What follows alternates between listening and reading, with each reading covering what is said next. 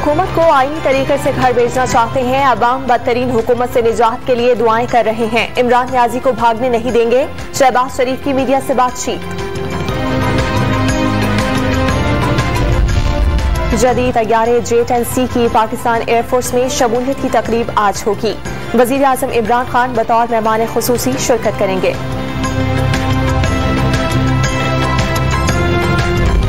इस्लामाबाद में JUI के तमाम कारकुनों और दोनों रुकने कौमी असम्बली को शख्सी जमानत और जमानती मचलकों पर रिहा कर दिया गया। पार्लियामेंट जाने वाले रास्ते खारदार तारें और बैरियर लगाकर सील कर दिए गए।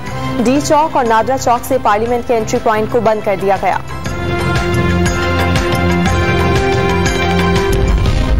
और ICC विमेंस वर्ल्ड कप में जनूबी अफ्रीका का पाकिस्तान को जीत के लिए 224 रन का हदफ।